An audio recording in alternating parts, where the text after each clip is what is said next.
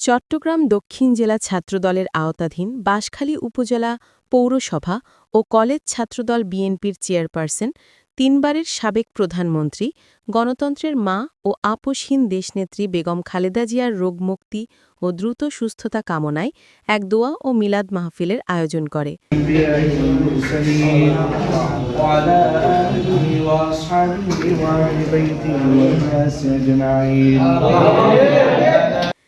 দেশনেত্রীর অসুস্থতার খবর পেয়ে ছাত্রদলের স্থানীয় নেতাকর্মীদের মাঝে গভীর উদ্বেগ ও দোয়া অনুষ্ঠানের প্রতি উৎসাহ সৃষ্টি হয়। আলোচনা সভা ও দোয়া মাহফিলে নেতাকর্মীদের ব্যাপক উপস্থিতি ছিল চোখে পড়ার মতো।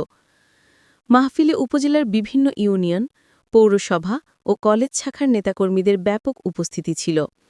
বিশেষভাবে উপস্থিত ছিলেন বাঁশখালী উপজেলা ছাত্রদলের দুই কারা নির্যাতিত সাহসী ছাত্রনেতা মোর্শেদ হাসান ও তৌহিদুল ইসলাম।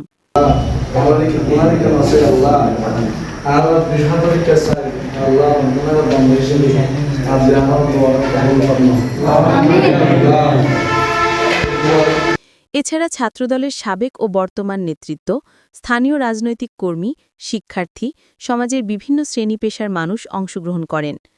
দোয়া মাহফিলের শুরুতে ছাত্রদল নেতৃবৃন্দ দেশনেত্রী বেগম খালেদা জিয়ার রাজনৈতিক জীবন, দেশের গণতন্ত্র পুনরুদ্ধারে তার অবদান এবং জাতির সংকটময় মুহূর্তে তার দৃঢ় নেতৃত্বের কথা স্মরণ করেন। তারা বলেন, দেশনেত্রী খালেদা জিয়া জাতির গণতান্ত্রিক আন্দোলনের প্রতীক, তার সুস্থতা দেশের গণতান্ত্রিক চেতনা ও আন্দোলনের সাথে ওতপ্রোতভাবে জড়িত। বক্তাদের বক্তব্য। ছাত্রদলের নেতারা দোয়া পূর্ববর্তী সংক্ষিপ্ত আলোচনায় বলেন, বেগম খালেদা জিয়া বহুবার দেশের গণতন্ত্র ও মানুষের অধিকার রক্ষায় কঠিন লড়াই করেছেন। তিনি তিনবারের প্রধানমন্ত্রী হিসেবে উন্নয়ন, শিক্ষা, নারীর ক্ষমতায়ন ও আন্তর্জাতিক অঙ্গনে দেশের সম্মান বৃদ্ধিতে গুরুত্বপূর্ণ ভূমিকা রেখেছেন। তার বর্তমান শারীরিক অবস্থা ছাত্রদল সহ গণতন্ত্রকামী মানুষের মাঝে দুশ্চিন্তার সৃষ্টি করেছে।